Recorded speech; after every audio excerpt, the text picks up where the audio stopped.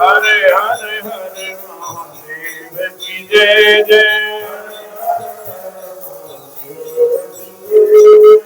हरे हरे हरे महादेव की जय जय।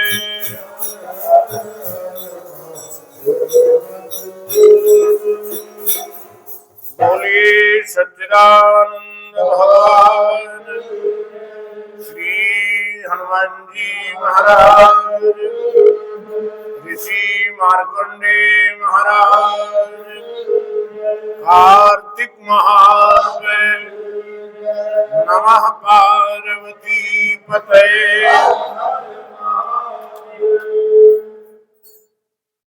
अकारण करुणा करण करुणावरणालय भक्त वांछा कल्पतरु परात्पर परमात्मा के श्री चरणों में कोटि सा नमन वंदन। मैं ऋषि मार्कंडेय जी महाराज की पावन श्री चरणों में बारंबार नमन वंदन करते हुए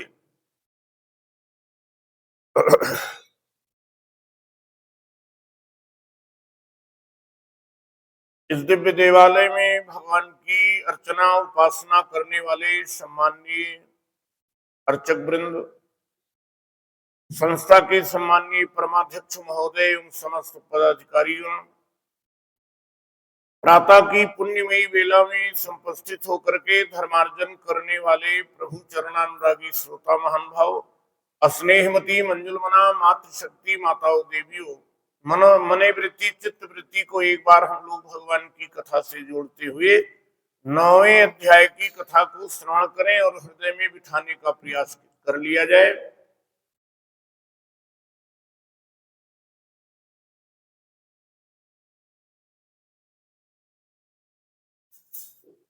राजा पृथु ने एक प्रश्न किया है। ये प्रश्न सभी का प्रश्न है, हमारा आपका सबका यही प्रश्न है जो आज राजा पृथु देवऋषि नारद जी से कर रहे हैं। हे ब्राह्मण, आपने कार्तिक व्रत के विधान वर्णन एवं तुलसी के मूल में विष्णु भगवान की पूजन की विधि बताई है। अतः मैं तुलसी की महिमा, तुलसी की महत्व के विषय में पूछने की इच्छा रखता हूं। आज का जो प्रश्न है उसमें पूछा गया तुलसी माता की इतनी महिमा क्यों है। तुलसी देवादिदेव विष्णु भगवान की कैसे इतनी प्यारी हुई। हे नारद, ये कैसे और कहां उत्पन्न हुई। तुलसी माता का प्रादुर्भाव कैसे हुआ, संसार में प्रकट कैसे हुई। नारद जी ने कहा, हे राजन, आप सावधान होकर के तुलसी जी की महत्व का तथा जन्म का प्राचीन इतिहास सुनिए। मैं कहता हूं, तुलसी माता का एक प्राचीन इतिहास है, कैसे इनका प्राकट्य हुआ है।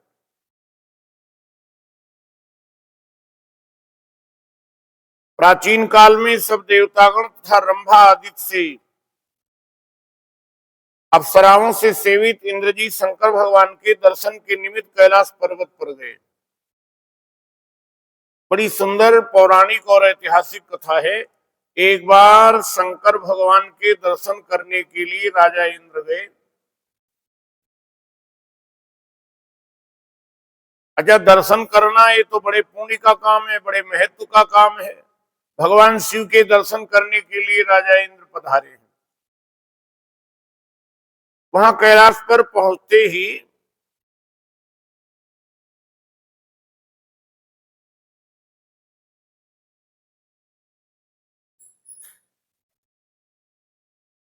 भयानक दांत और मुख वाले भीमकर्मा पुरुष को देखा। भगवान शिव के एक गण को देखा जो बड़े भयानक स्वरूप वाले थे, बड़े बड़े दांत हैं।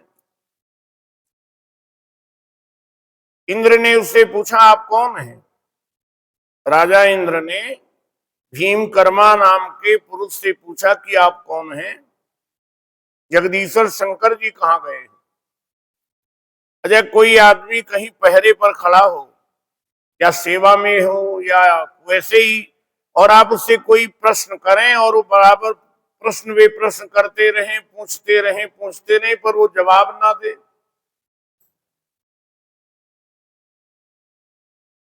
इंद्र के द्वारा बारंबार पूछने पर भी हे राजन उसने कुछ उत्तर नहीं दिया। तब वज्रधारी इंद्र क्रुद्ध होकर के फटकारते हुए बोले कि मेरे बारंबार पूछने पर भी कुछ तुम उत्तर नहीं देते हो। राजा इंद्र को क्रोध हो आया।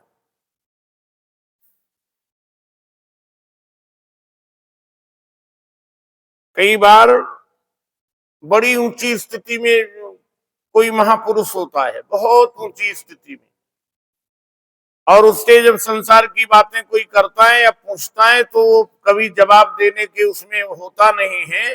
मैं आपसे ये निवेदन करना चाहूंगा, बार बार पूछते रहे हैं। हमारे यहाँ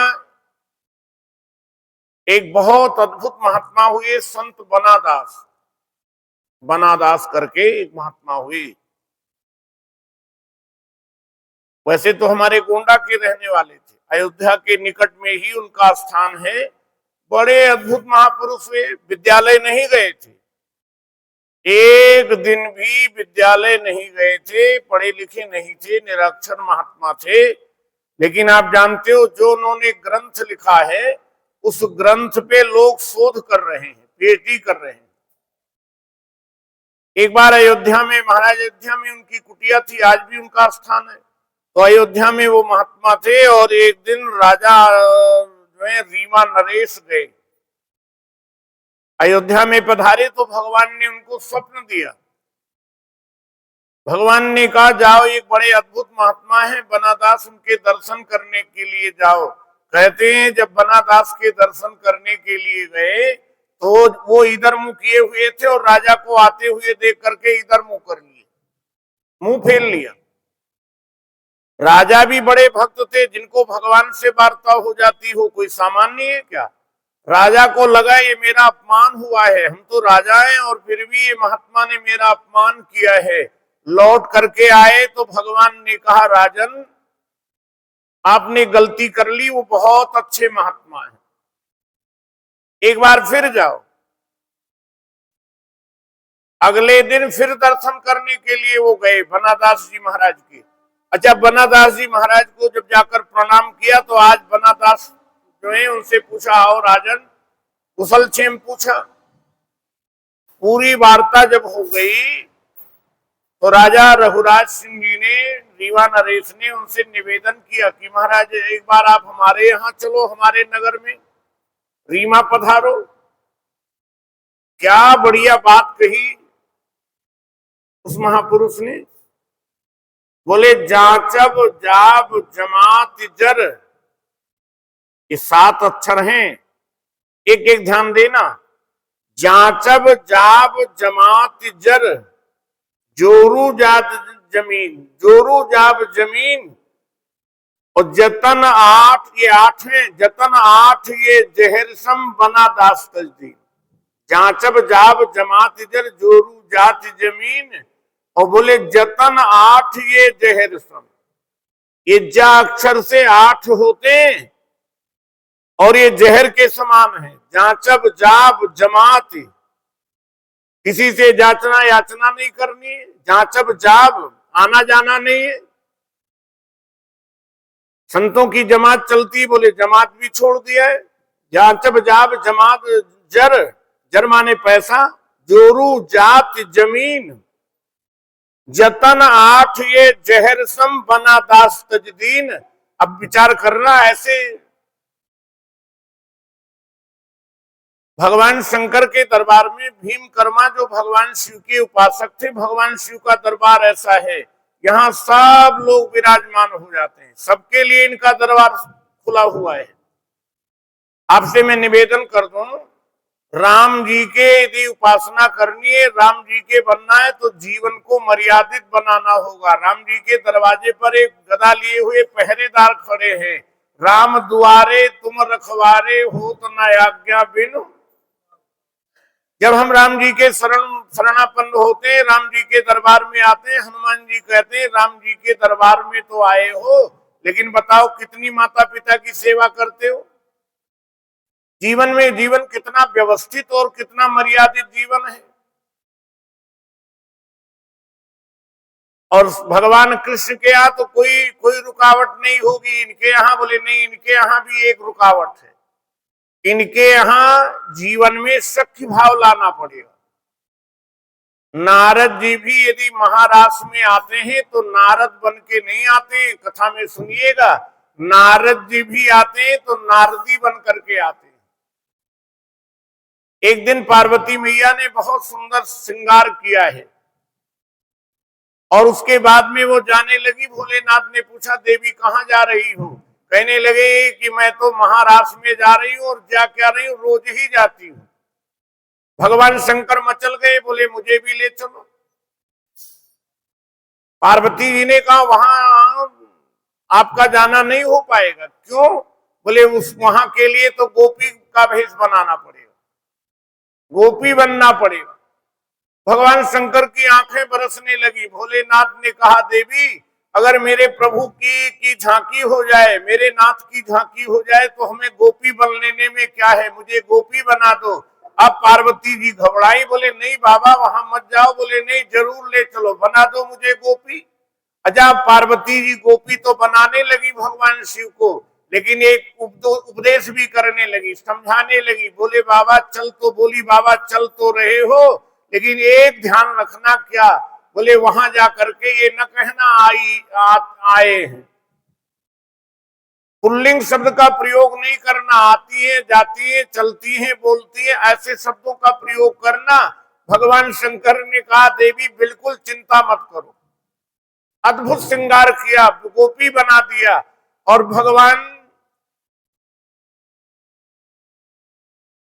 जैसे ही श्रीधाम वृंदावन में महाराष्ट्र में पधारे और दोनों गोपी बने हुए भगवान गौरी शंकर जब पधारे, तो आज भगवान लीला पुरुषोत्तम मुरली मनोहर मयूर पुच्छधारी, आज जैसे देखा, पार्वती जी से पूछा ये नई गोपी आई है? बोले हाँ। क्या नाम है? पार्वती जी ने कहा आई तो है लेकिन नाम नहीं मुझे। बोले आपके साथ आई है? कहा साथ आना ये अलग बात है, लेकिन नाम जानना। तो भगवान कृष्ण ने कहा, भगवान योगेश्वर ने कहा, कहते मैं गोपी से पूछ लेती हूँ, तुम्हारा पूछ लेता हूँ, तुम्हारा क्या नाम है? और जैसे भगवान शिव उनके सामने आए, जैसे जो है कोई शर्म जाता है, ऐसे वो शर्म जाने का अनुभव जो है अपना वो करने लगे, अभिनय करने लगे। भगवान कृष्ण ने कहा, गोपी आज पहली बार महाराष्ट्र में पधारी हो, आई हो? बोले हाँ आज पहली बार आई है। अच्छा गोपी ये बताओ तेरा नाम क्या है? एक बार तो शंकर भगवान भी थोड़ा सा हड़बड़ाए, सोचने लगे, लेकिन संभल गए। बोले मेरा नाम त्रिलोचना है। क्या नाम है? दर्शन करो सामने, 3 नेत्र हैं, त्रिलोचना है। भगवान श्याम सुंदर ने कहा आज जो महाराज करना है, नृत्य करना है, वह हमें इसी गोपी के साथ नृत्य करना है। और अब जानते हो एक दूसरे का हाथ पकड़ करके नृत्य करने लगे। एक है नटराज, नृतावसाने नटराज राजो ननाद डंका नव पंच बारम, उधरत कामा सनकादि सीधा ने तद विमर्शे शिव सूत्र जालम। भगवान एक नटराज हैं और दूसरे बरहा पीडम नटवर बपु कर्ण्यो कर्णिकारम, एक नटवर बपु है। नट माने होता है एक्टर और बर माने होता है श्रेष्ठ। अच्छा दुनिया में भगवान कृष्ण जैसा एक्टर दुनिया में कोई मिलेगा क्या? कालिए नाग के फण पे जो नृत्य कर लेते हैं, ऐसे भगवान इतने बड़े नट जो है महाराज, इतने बड़े एक्टर हैं, अब एक दूसरे को हाथ में लेकर के, हाथ पकड़ करके नृत्य करने लगे। अच्छा जब भगवान शंकर नृत्य करने लगे तो गंगा जी ने सोचा कि अब हम इनके सिर पर क्यों बैठी रहे। भोलेनाथ के साथ 2 देवियां हैं, एक पार्वती जी हैं वो चरणों में बैठी रहती हैं, और एक गंगा जी है जो सिर पर बैठी रहती है। एक दिन पार्वती जी ने कहा, बाबा इनको जो सिर पर बिठाए हो इनको भी जमीन पर बिठाओ, न्याय करो, आप इनको भी बराबर क्षमता आप दो। तो भगवान शंकर ने कहा यही तो कठिनाई है। क्यों? बोले जो आते ही सिर पर बैठ जाए उसको उतार पाना बड़ा मुश्किल होता है, इसलिए इनको सिर पर ही। जैसे महाराज प्रारंभ हुआ तो गंगा जी प्रकट होने लगी, और जब गंगा जी प्रकट होने लगी तो जरा सोचना उस स्थिति वहां की क्या स्थिति रही होगी। पिछले साल यहां शाबाद में भी प्रकट हो गई थी गंगा जी। मुझे लोगों ने दिखाया उसमें कि देखो, हमने कहा हे भगवान इतना पानी कहां से आ गया। अच्छा, जब गंगा जी प्रकट हुई कोई बात नहीं, लेकिन जो उनके गले में लपटे हुए थे वह भी सोचने लगे मेरे नाथ नृत्य कर रहे हैं महारास में और मैं उनके गले में लिपटा रहूं, ये ठीक नहीं। बस वह भी उतर पड़े। अच्छा, अगर वह दिख जाए, हम लोग कथा सुन रहे हैं और बीच में अगर एक आ जाए भगवान शिव के गहने जो पहने हुए हैं, क्या भगदड़ मचेगी। नटवर नागर नंदा भजो रे मन गोविंदा।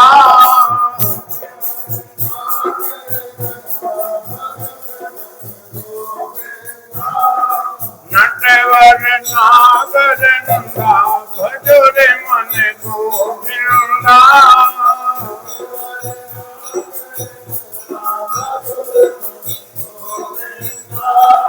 श्याम सुंदर मुख चंदा भजो रे मन गोविंदा।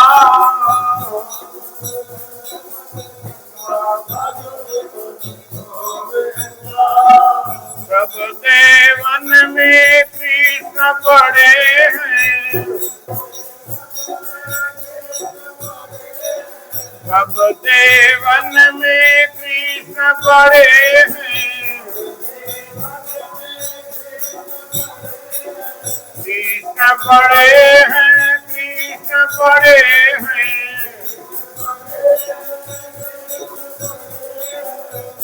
कालों में चंगा भजो रे मन गोविंदा।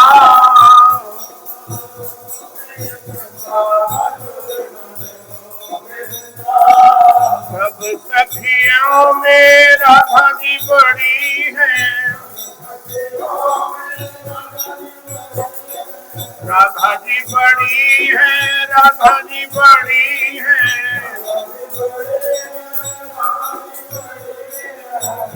नदियों में गंगा भजो रे मन गोविंदा।